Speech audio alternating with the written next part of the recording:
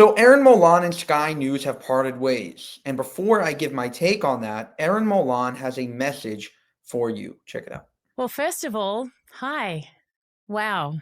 What a few days. I'm so grateful to everyone who has reached out and shared messages of support. You are all absolutely phenomenal. It's meant so much to me. So thank you. My mind is seriously blown. You've seen the news by now, clearly, that I finished up with Sky. I loved every second of my time with Sky. My show there became my purpose, my passion, and aside from my little girl, basically my entire existence, which is very sad, I know, and yes, I need to get out more. So that's done now. But I am not. In fact, I'm just getting started. So I'm sorry to those who had hoped otherwise. I'm somewhat surprisingly much harder to kill off than you'd think. You see, the problem is, and it's always been this way with me, I just care too much about you, about the world, about a peaceful existence for every single child, about the safety of women everywhere, all women, about my daughter's future, your kids too, about standing up for what is right in the face of what feels at the moment like an unrelenting wave of evil, about calling out the deep-seated hypocrisy that exists within organizations that were created to help, to save, to protect, but instead continue to do the complete opposite. About fighting for every single hostage still captive in Gaza, hundreds of days in, whilst a fair chunk of the world seemingly not only allows their captors completely off the hook, but praises them, worships them, idolizes them, rewards them. Pressure Hamas. Oh God, no, don't be silly. They're just terrorists. Let them be. Pressure Israel. That's it. The only democracy in the Middle East fighting bloodthirsty killers on multiple fronts on behalf of the entire world, desperately trying to get their people back, including babies, while simultaneously trying to protect the rest of their citizens from the same fate. Yes, demonize them. They are the problem. What a plan, huh? Brilliant. And how many people fell for it and continue to hook, line, and sinker? It beggars belief. I care too much about fighting for the innocent children in Gaza suffering at the hands of terrorists who attack, kill, kidnap Jews, then delight in using their own families as human shields in some kind of sick attempt to win the PR battle. And yes, standing against terrorism in all its form is supporting children everywhere in the Middle East, including in Gaza. Nothing the mobs chant or say will convince me otherwise, and nor should it. I care too much about exposing the unfathomable support for evil amongst young people in the West, who are so deluded regarding where their empathy belongs. It is terrifying. The selective outrage, the anger over a lewd comment directed at a lady. Cancel him. Cancel him. But the deafening silence when multiple women in Israel are killed, raped, and kidnapped. Context? Where's the proof? Highlighting the demise of the feminist, those self-proclaimed warriors for women who fill their Instagram feeds with Marilyn Monroe quotes about knowing their worth, but refuse to even acknowledge the suffering of any female who does not fit into their terrifyingly naive narrative. The absence of moral clarity and extremism taking its place, it hurts everyone all over the world. It doesn't matter who you are, where you are, or which God you believe in, if any. It's tearing us apart. Evil requires three things to not only survive, but to thrive, in my opinion. 1, weak leadership. 2, useful idiots. And 3, a silent majority. We've had the first for far too long, weak leadership, but that comes to an end soon, in the US at least. Thank you, President Trump. Peace through strength is the only thing that has ever worked. An existence of sunshine, lollipops, and rainbows would be lovely, but that ain't the world we live in. The second, well, they are emboldened by the first, aren't they? The useful fools, they take their cues from the top. So the tone is set. What will a community tolerate? What will we accept? That comes from your leaders. And the third, that's all of us. the silent majority. We, by our very quiet existence, allow the loud minority to take up way too much space. And that is never a good thing. So I am here to be the loudest member of this silent majority that I can be.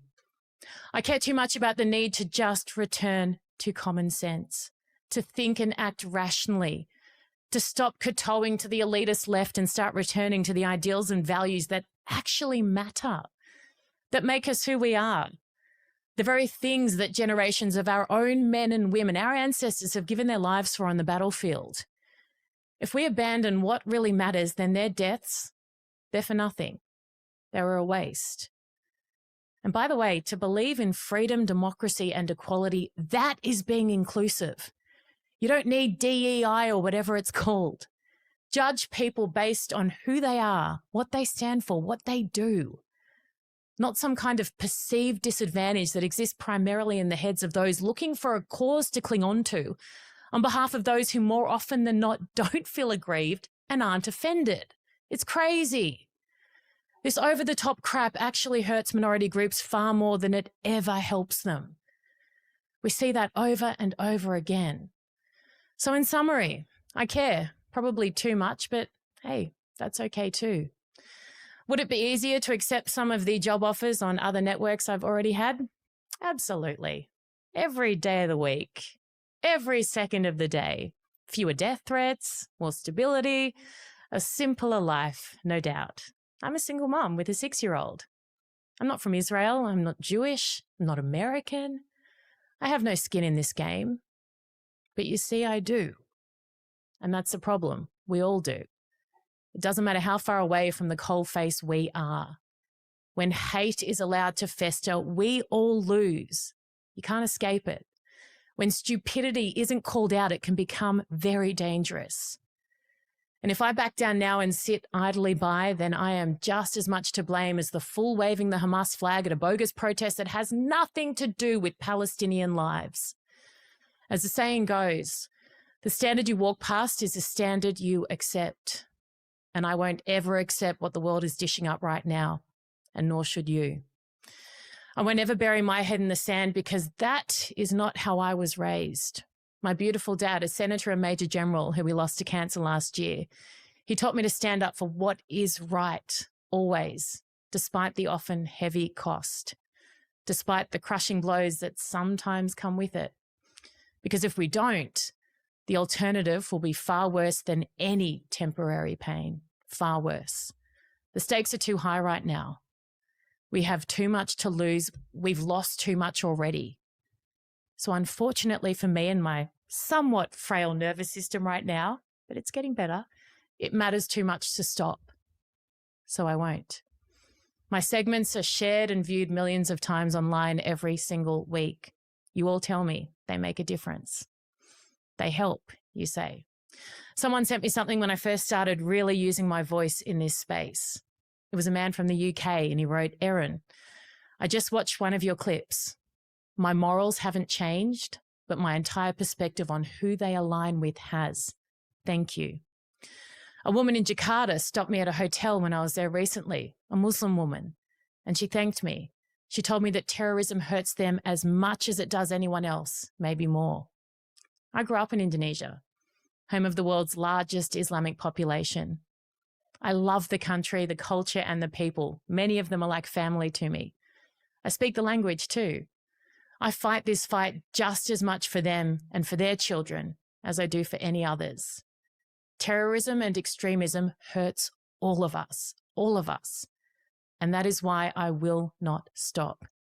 As I said, I'm only just getting started. So watch this space. Wow, powerful words from Erin Molan. And I wanted to clear something up. A lot of pro-Israel accounts on Twitter mistakenly thought that she was fired for being too pro-Israel. That simply doesn't make sense because, as Sky News Australia themselves pointed out, they are not affiliated with Sky News. The anti-Israel media coverage that they produce is obviously garbage. But Sky News Australia is incredibly pro-Israel. Almost every single news anchor on the platform talks about Israel and talks about it in a very positive light. So it's not just Erin Molan at Sky News that's being, very, very extremely pro-Israel. So what I would say is most probably she wasn't necessarily fired, but perhaps she just said that she wants to be more uncensored. She wants her own platform, especially recently as millions of accounts, as she said, have begun to watch her content, especially her pro-Israel content. Maybe she wants to take it to the next level. And I applaud her for that, and I applaud her for continuing to use her voice. But she definitely was not fired for being pro-Israel.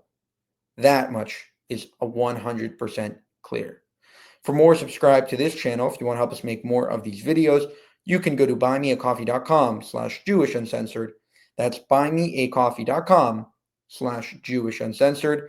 And I'll leave the link in the description below so that you can click it to help us make more of these videos. Thank you and have a good one.